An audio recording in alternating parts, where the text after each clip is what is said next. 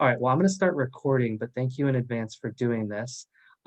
So thank you, Jordan. Welcome to our newest episode of Tea Time with the Teacher. How are you doing?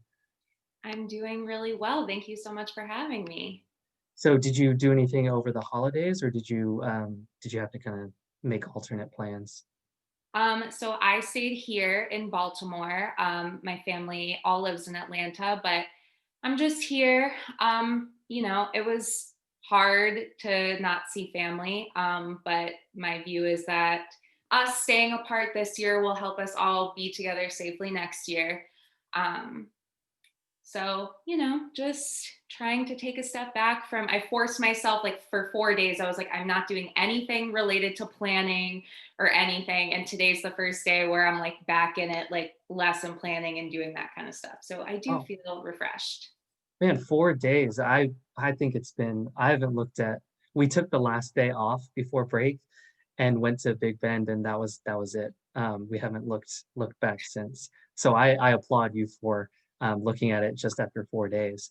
Has there been anything that you've had to do just like for your own sanity, not being able to like go home? Just like I don't know, have you been able to like go on hikes or do other activities to kind of keep you sane? Yeah, I went the day after school let out. I went to Barnes and Noble and I bought like 4 books because I just, like I don't have a lot of time to read what I want to read aside from what we're reading in class. And so that was really great for me to like I'm reading like a book a day and it's like some of it's like trashy like beach read, but like that's what I need to just like I don't need to be reading To Kill a Mockingbird over break because I'm already doing that. Mhm. So like reading like not novels has been really good for me. Yeah, it's weird to like push yourself to actually gain new knowledge because you're like, I'm really good at teaching this book, so I know this book. But like, let me actually read like an adult, a book for me. I think is something that teachers usually face. We've been getting into Survivor a lot, so that's been like our trashy. Well, like Allie was like, you got to watch a show. We watched it growing up, and now it's on Netflix. So we've been getting into that, and that's been like our kind of way to relieve stress by just like watching all the craziness that happens. So I've really appreciated that. I've never seen Survivor, so maybe I'll have to like I know it was always on TV, but like I never watched it. So maybe I have to start watching that. Yeah, I would recommend it just as we like it because it's so lighthearted. We like the documentaries and all the like in-depth investigations of Jeffrey Epstein and all these crazy Oh stuff. yeah. But we're like, okay, that's too dark for just a normal weekday show. Um, but anyway, we can jump into it. So my first question was just like, how did you get into education? Because I know your story is maybe a little bit different from maybe previous guests who have been like, I want to go into education from high school, and I've always had a dream about that. But I know yours is different. So what kind of got you into it? Yeah, so it's kind of a doozy, I would say. I never wanted to be a teacher ever. Like I was one of those people who thought teaching was like the an easy thing to do. I was like, I had a lot of friends growing up who like wanted to be elementary school teachers, and I was just like, I would never want to do that. Like, I don't even like kids. I don't like babysitting. I don't like children really. And I was like, teaching is just like an easy way out or whatever. So I always wanted to be a doctor. Um, and I was like, this is my path. I will be a doctor. I will be a dermatologist. And then I got to college and I was doing the whole pre-med thing. I was, taking all the science classes. I was like, I don't love this, but I'm going to keep doing it because I said I was going to be a dermatologist in my like fifth grade yearbook. So now I have to be a Mhm. dermatologist. And as I was studying for the MCAT, I just was kind of like, I really don't like this. And I was like, but I don't know what else I'm going to do. Like, what else is there? And so as I was thinking about like things that I could do, I was like, I'm just going to take a gap year, but I need something to do in that gap year. And so I was like, well, I kind of enjoyed working with these high school students in a program called Pipeline, which was like through the medical school at Emory, and it was like tutoring and health sciences. And I was like, I didn't hate this. I actually kind of liked it. Maybe I'll just like do Teach for America. because that's, they recruit on all the campuses Oh and, yeah. so I was like, wow, this sounds really great. I'm going to apply to Teach for America. So then I got rejected. And in the email that TFA sent, they were like, so we don't want you, no offense to all TFA people, but this was what the email said. It was like, it didn't say we don't want you, but they were like, sorry, we can't offer you a spot. But here's a list of other organizations that like you could do instead of TFA.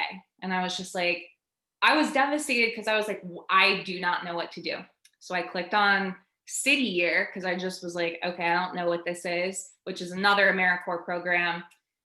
And I was like, oh, I could like probably do this. It sounds like tutoring. Okay, do it for a year. Then I had decided at that point I wanted to be a Holocaust historian. So I was like, I'll do it for a year and then I'll like get a PhD in history and whatever. So I applied the day that it was due. Like, I'm filling out the application. I remember this so clearly. I'm going into a lot of detail. I'm sorry. At Starbucks in Atlanta, I'm sitting there and it asks you like, where do you want to like do city year? Because it's in cities all across the US. Right. And I was like, I don't have time right now to like think about where I want to go. Like, I'm just going to click something. So I just clicked New Hampshire and I was like, I'll come back at the end and like actually think about where I want to go. I was like, maybe Seattle or Denver. So I fill out the application, I get to the end, and it's like, well, your choices are now locked into place. And I was like, but I I said New Hampshire, Hmm. like I don't want to go to New Hampshire. So I like emailed them. They were like, sorry, but good news, you got in. You're going to New Hampshire. And I was like, Wow. oh, okay, great. I didn't know that students needed help in New Hampshire because when you think New Hampshire, you think like boarding school and Mm. Dartmouth and like white people skiing. And it's not like, why is City Year here? So, but I moved to Manchester, New Hampshire right after graduation, and I worked there for 2 years. City Year is a lot of like tutoring and mentoring. You're basically like a helper in the classroom, like a teacher's aide or something.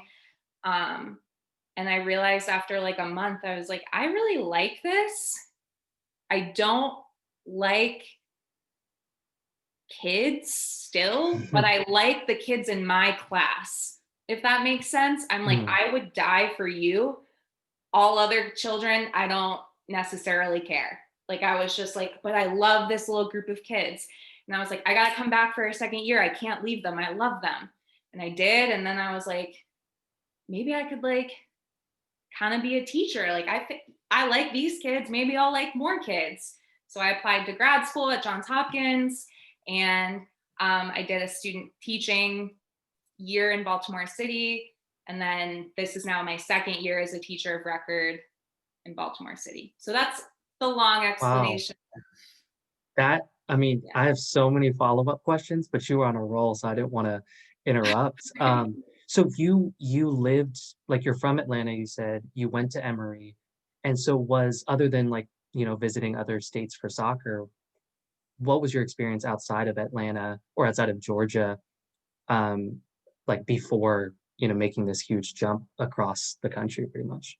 I mean, like I didn't, aside from like you said, like traveling for soccer, like I didn't, I'd never lived anywhere else. I grew up in a suburb and, I went to a big public high school that was fairly diverse, but like that was kind of that was all I knew is like the typical public, like big public high school experience. And the only thing I knew about New Hampshire was like a stereotype of like, I'd never been to like New England. Like it was very different for me. The South is, in and of itself a whole thing, but New England is extremely different from the South Mhm. and not at all what I was expecting. So, do you like for someone who's listening to this who may be in college and maybe wanting to do TFA or City or another AmeriCorps program, and they're like designating what locations, would you recommend? Because both Ali and I are from Houston, did Teach for America in Houston, and with that, of course, came its positives of being close to home. But then there's also, I think, like the comfort zone and kind of staying in your bubble. So would you recommend saying like, hey, if you're going to do a program like this is your opportunity to go to a different part and experience something new? Or would you say, hey, I missed home too much. Like I like try and, your first choice should always be where your family lives. I totally would recommend going to a completely new place. Like I was so done with Atlanta. I'd lived there for 22 years that I was for sure like I'm not coming back here. I would probably recommend doing slightly more research into things like cost of living, although New Hampshire is pretty cheap and there is no sales tax. But doing more research than just blindly clicking something on an application. Mhm. But moving to New Hampshire, like knowing no one, ended up being like the most formative experience of my life. I met so many great people. Like it was, I mean, that was the best inadvertent decision that I've ever made, I think. Yeah, and what's like the I guess like culture shift or even just like within the classroom, the shift from a place like New Hampshire to, where you're at now? So I think what's interesting and what people don't really realize about New Hampshire and Manchester specifically is that it's a refugee like resettlement city. So most of my students were like children of refugees or they were refugees themselves. It was extremely diverse. I had kids from Nepal, like kids from Sudan, kids from all of Latin America, and then kids whose family had been in New England for, centuries. And so like that whole diversity piece shifting to Baltimore, which my school is diverse in that it's 99% minority students, but it's also homogenous in that respect that it is 99% African American and Black students. And so, like, there's a lot of things that I think I saw in New Hampshire that I don't see in Baltimore with regards to like some tensions in between students of different backgrounds that I don't see in my own classroom because it is so homogenous. And there's lots of other differences, of course, between New Hampshire and Baltimore City, but Mhm. that seems just the demographics of students and all that brings with it. That seems to be kind of the biggest jump. So talking about like the diversity of, students, first of all, I think anyone who's lived in the Northeast says New England. I've never been to the Northeast, so I feel like you're saying New England, and I was like, okay, she's definitely lived in that region. The only time I've said New England is when teaching it in like history class of talking about like the 13 colonies. But anyway, so like because you're interacting with different demographics, not only from yourself but also within like such a diverse group, what like I guess how has your mindset kind of shifted being exposed to different groups or different experiences that maybe, in college or in high school or growing up, kind of like you said in your suburb in Georgia. How is that how do you feel like reflecting on that? It's like changed your mindset just overall. I think like one thing that the first thing that I like had to like accept for myself in New Hampshire and in Baltimore is that like I am so different from my students in terms of like background and upbringing. Like it's almost like polar opposites. And so at first I have to realize like I can't pretend to be like I know how it is for you guys. Like I can't, that's not a thing. Like no. And they see right through that too. And so I think a mindset shift that I had to have was like, I need to be 100% myself. And I can't pretend to be like, if I'm not interested in what they're interested in, I can't say, oh, I like that too, because I don't. And they know that. And so shifting to like kind of embracing the otherness between me and my students, I think kind of like helped build those relationships when I'm vulnerable and I'm like, hey, I have never heard of like this person or this song or this thing that you're doing. Like, what is it? At first, they're like, Miss Morel, what do you mean? Like, stop playing. And I'm like, no, seriously, I don't know. Tell me. And they take pride in showing me things that, I've never heard of and that they can share that with me. So I think the first shift is recognizing my otherness and like leaning into that. And then also just the realization that for me, like school worked for me. Schools were designed to work for people like me. And schools were not necessarily designed to work for the students that I now serve. And so, and there's a lot in that in the way schools are built and the way they're run and curriculums and things like that. But realizing like my job now is to take what the school system has given me and change it so that so it's built more closely to what my students need. Just because I succeeded in a big public high school in suburban Atlanta doesn't mean that like it's easy for everyone. Just because I did it doesn't mean someone else can do it. Just because I didn't struggle with this thing doesn't mean my students won't struggle with it. That was hard for me. I had never really recognized my privilege in terms of like schools were made for white people like me and they were not for other people. And so how do I disrupt that and make it so that it's more equitable for my students? That was that I'm still working on today, that shift. Yeah, I think the mindset, and you hear it a lot nowadays with like the whole, well, I did it, so why can't they kind of thing, and realizing how everyone's dealt like a different hand. And then if you never expose yourself to people with different hands, then you think, oh, everyone had the same circumstances I didn't. And the more you kind of move to different communities and interact with different groups, you realize like, wow, if I were in that situation, then, who knows what, the outcome would have been. Has there, because you kind of mentioned like, realizing that and your students kind of talking to you about that, was there a specific moment or like, something that you didn't know that they were like, "Are you kidding me? You don't know that?" That kind of was like, "Oh, wow, we are from very different, like, communities and backgrounds." I mean, I think a lot of it is just like, and this might be like an age thing too, just like the music and the social media, like people who are popular to them. I'm like, I didn't really watch YouTube.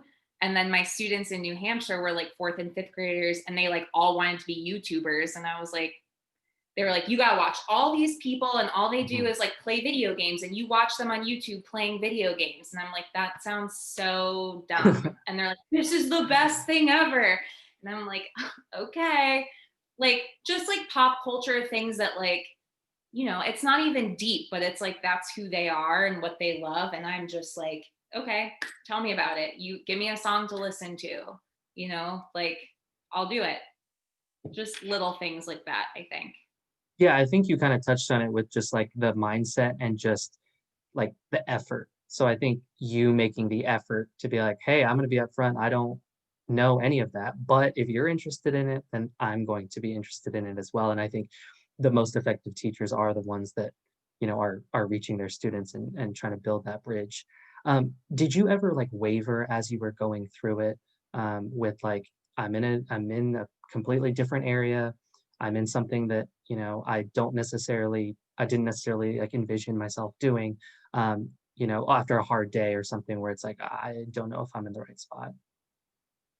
I don't think I've actually ever questioned that like that I'm in the right spot. I feel like lucky in that I'm the type of person who like I really hate quitting things. So like to be honest, even if I hated teaching, I probably would still do it for a really long time because I don't like to quit things. Luckily, I haven't felt that way. But there have been those days where I'm like, not even so much me, but I'm like, what are teachers even doing? Like how am I working in this system that doesn't work for so many kids? Like what am I even doing? Am I a part of the problem? Like I don't even know how to teach. I don't know, I'm just making things up, like. Mhm. And so on those type of days I'm just like, okay, let me like look back at like one small success that I've had in the past year. I always, especially this year since we're 100% virtual, like I've never met any of my students this year Mhm. in person. And so every day I like stare at myself on just me on Zoom because everyone's cameras Mhm. are off. And Oh, I'm like, yeah. what am I doing? But I have a little, like, I'll write down on a post it note, so and so unmuted today. So and so, like, asked me a question. And then I can look back at those and be like, okay, I'm here because there are living, breathing humans on the other side of this Zoom call who, like, are slightly interested in what we're doing. And so I am here for them. And that's how I'm kind of like getting through the it's demoralizing to stare at a screen all day. That's not what teachers signed up to do. And so trying to find the joy that brought me to teaching in the first place online has been that I've seen the most like wavering in myself, I guess, to answer your question in this year. This is not what I wanted to do, but this is what we're doing. Yeah, I love that the small little Post-it notes. That's a great idea. I should do that because, yeah, I agree. Like the wavering and never more have I questioned like the impact that I'm able to make or am I perpetuating the problem? Never more have I asked those questions, even in like a first year of teaching. Um, so I don't know. When you were going through your like thought process and going from I'm going to be a dermatologist, clue me in on like what's going through your parents' minds because I know for me it was like law school, and then oh boom, all of a sudden he doesn't want to go, he wants to be a teacher. Um, Parents freaking out. Then oh, okay, if he really wants to do that, we'll support him. But it took kind of I'd say a pretty long period of time. So were your parents like, oh, that sounds great, go for it, or was it like, are you sure? Are you really sure? Yeah. I think they were, I mean, they were very, very supportive. And I actually, you know, when I told like my mom that I was like, I don't think I want to be, because I wasn't like, now I want to be a teacher. I just was like, I don't want to be a doctor. And my mom was like, wow, like you've made it this far. Like we thought you would have quit a while ago. Like we were thinking like, oh, you must really, really want this. We were like, wow, Jordan really wants to be a doctor. So my mom was like, okay, well, that's not what you want. Okay. Like, I think my parents did a really good job of like not pushing on me like things that I had to do. And that made me become more like intrinsically like self motivated. They were never like, teaching is not a reputable profession. Like, they never really had any opinions on it other than like, do your best, work hard. I know you'll be great, which is not what everyone gets. And I'm really lucky that they were completely supportive in that. I think it was harder for myself because it's seen as like, oh, you're another one of those people quitting being a doctor or quitting like the law school track or whatever. Like you got weeded out. When in reality, it's like, it wasn't that it was too hard for me. It's just like, this is not what I want to do. And so it was less pressure from my parents and more about like I had this like niggling little feeling like this is not for me, this is not for me. And they just had to like open my eyes to that instead of pushing it further down. Yeah, and I guess the timing was almost perfect to where, you weren't halfway through med school and having a, you know, quarter life crisis and saying, this is like the seventh organic chemistry class or, whatever it is, and I can't do it anymore. I know you talked about like rethinking, am I part of the problem because the system is so messed up?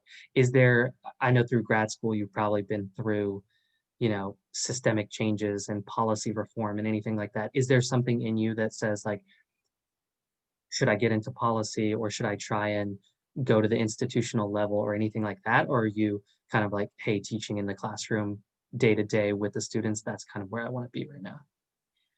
I really have zero interest in leaving the classroom. And I think part of that stems from like a fear of like, I feel like teachers, this is a huge generalization, probably just my opinion, but I feel like a lot of teachers really resent all administrators and Mhm. all people who come in and are like, and now we're going to do this new initiative and it's going to, because we believe in our, and it's just like, okay, have you ever been into my classroom? Do you know what it's like? And so it creates that resentment. So for me, I'm like, I would rather just stay in my own classroom where I know I'm not going to be resented by a bunch of teachers who are working their asses off every single day and like do what I love. So I don't really have any like aspirations beyond the classroom. Um, but like, of course, I want to be a part of the solution, but I don't know what the solution to all of these educational like woes are. Yeah. I have no answers.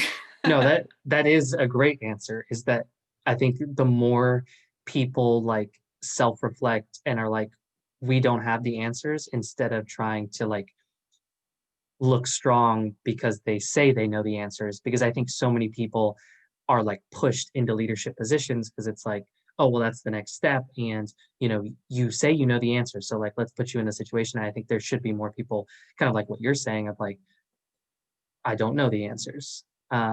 Because then I think our leaders in schools and stuff would be a little bit more humble, and like, okay, we don't know the answers, but we're going to work with the teachers to like find the answers or find what initiatives work instead of being like, well, this is the initiative Yeah. without having consulted any teachers. And I think like, at least like in my experience this year, I'm part of a really cool initiative where we as a group from a bunch of different high schools, we come together and in like an affinity group, and we talk about, I'm in a virtual engagement affinity group, so how can we get kids more engaged? And so we'll come up with these like really concrete little things to try, and we'll all go to our classrooms and try them and record data and see like, does this work, does this not work, and then report back to the group. And then like later in this year and next year, then that data and what works and doesn't can be disseminated to the rest of the district. And like that's the kind of thing that I feel like is really helpful, because it's real teachers trying like a concrete thing. It's not like build relationships. It's like try putting them into groups of the same kids twice a week and see if that increases their score on this classroom belonging survey.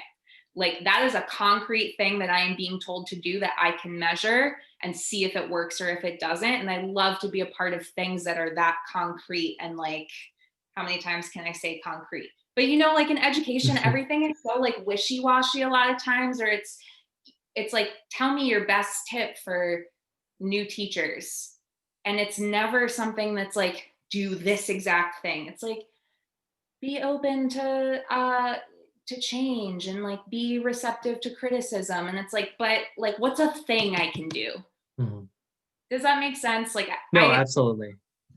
Yeah, I think that's like a sign of the disconnect between people at the top and teachers, because I think teachers would be like, give me something practical. Don't give me, have a growth mindset or like be more engaged. I've heard, Mhm. our administrators have said, try and get the kids more engaged so many times. And it's like, we need concrete things that only other teachers in the classroom going through this would be able to do. So I love that you're part of that group. If you have any specific tips, I know that we could definitely use some, or I could definitely use some, because it is a struggle. But I like how you're like continuing to push instead of being like, well, they're gonna have their cameras off, they're gonna have all this stuff and it's set, but instead you're trying to like say, well, this is the hand that we're dealt, so we're gonna have to, at least continue to improve. Um, in this regard. Yeah. Um, oh yeah. So it could be related to like the pandemic, but it might not be. But talk us through like just one of your favorite memories with your students, or a student, or it could be either a funny one or just like an impactful one that really kind of sticks with you. So I think like it's more like the thing that I love about teaching, especially in my district and in my school, is that you have no idea what your day is going to be like. Like you have literally no idea who's going to show up that day, what they're going to do, what's going to happen in the hallways. Like you have no clue. And there have been some crazy things that have happened. And so like on those days where you're like, what is going on? Those little things where like when a kid comes to your classroom during lunch just to sit there, even if they're not eating lunch, because they never eat the school lunch. Kids literally don't eat. They just eat Cheetos. And then they're like, why does my stomach hurt? Why does my head hurt? And I'm like, because you haven't had water in 6 weeks. But like when they just come and sit in my room at lunch, or when they stop by at the end of the school day and just like are in there, not even maybe talking to me, just talking to their friends, but they're in my classroom, and like that showing me that like they feel comfortable in there. Those are the little things that like I miss so much, is just those like offhand conversations and like having kids in my room, like that you don't get virtually. And like that's the part that I love about teaching, is those organic moments. It's not like my lesson plan was amazing. Like, Mhm. no, it's those little things. They're sitting on the edge of your desk, they're messing with your stuff that you just told them not to mess with. But like that's what I'm here for. That's what I love. Yeah, I love that. Um, sorry. Um, so this was kind of a offbeat question, but Are you registered to vote in Georgia? No, I'm just kidding. I wish Um, I was, because I felt like my vote could make a lot. Actually, I will say this is completely off topic, but when I was in New Hampshire, I was there for New Hampshire's a really big like primary state. And so like I was like, thank God I'm registered in New Hampshire. Like this could be the deciding like yeah. electoral vote. Like, so, and now I'm registered in Maryland, but if, please go vote in Georgia to my Georgia friends listening. Yeah, I know Allie was, like, pretty disappointed in Texas, because of all the hype and there's always that question of, could it be, could it be?" Yeah. But then when we saw the results from Georgia, she was just, like, so proud, and that's for someone who was there for 4 years. So I can't imagine, like, a lifelong, resident watching that and being like, you know, um, seeing them kind of dictate the tone of the future, I think.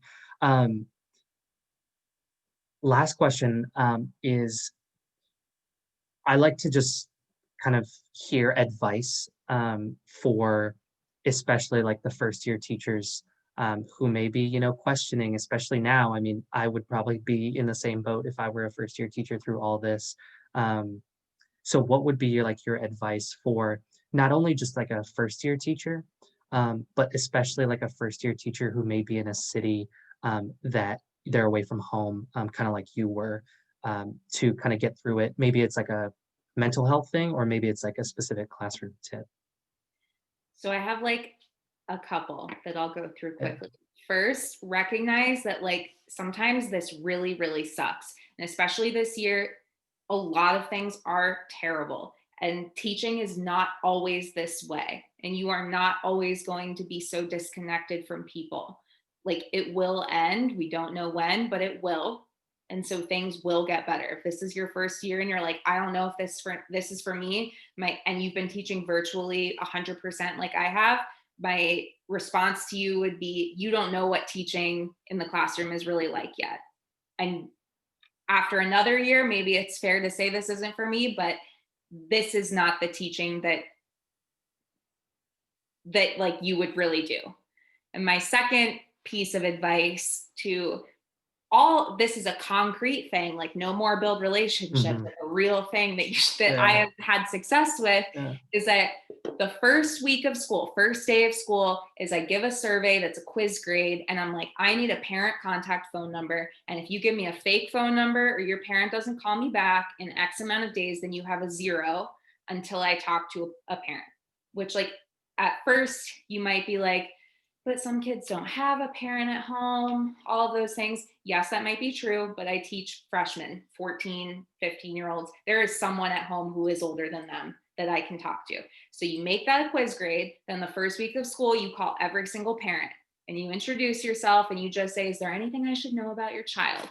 Whatever, make a note of it. Now you've got all the parents on a texting basis so that it is so quick to pick up the phone and shoot off a text throughout the whole year. Hey, so and so's missing this. So and so hasn't been to school in 2 weeks. Like, and then because talking to parents on the phone is awkward and like squirmy, but like, you can text them because you only talk to Hmm. them on the phone once. And like, that is the way kids are like, I don't want a 0. Fine, I'll give you my mom's phone number. And it's like, yes. So that is like my number one thing that like if I didn't do, I think I would be sunk. Yeah, that's awesome. I mean, the like computer to text thing is so crucial because, we can't be calling or manually texting. It's so difficult. But also, I love that because so often parents will hear from you the first time when it's something terrible or something bad that their students did. Whereas when you're just asking them, like, is there anything that I should know? It kind of starts to build that relationship rather than it's like, hey, this is the first time I'm calling you. I'm Miss Morel, and Jackson is throwing things across the room or something like that. And they're like, I don't even know who you are. And they ignore your messages or whatever. So I love that, for sure. And I think to add on, it is definitely worth the, time that it would take, in that first week for the rest of the year for sure. Yeah, I think you have to like realize I feel like there's sometimes like a feeling of like malaise in terms of just like, well, these parents don't care because they never call me back and they never pick up the phone. And like, that's not true. Every single parent cares about their child and wants to succeed. You just have to find a way to like get through to them and to prove that you care just as much as they do. And then they're totally on your side. It's just a matter of like, you can't have that attitude of like, they never answer the phone, it's disconnected, they don't care. That's not true. But yeah, so I've been rambling. I'm sorry. No, no, that was excellent advice and a perfect way to round out too. So thank you again so much. I really like I knew you were going to give a different perspective, and I like wasn't disappointed. And I think there's going to be just like a whole group that um, like resonates with the kind of the messages that you talked about for sure. Um, and yeah, thank you for coming on, and please don't go back to go back to diving into work too intensely. Enjoy at least a couple more days before you have to get back to it. Thank you. Thank you so much. And I will send you a little bio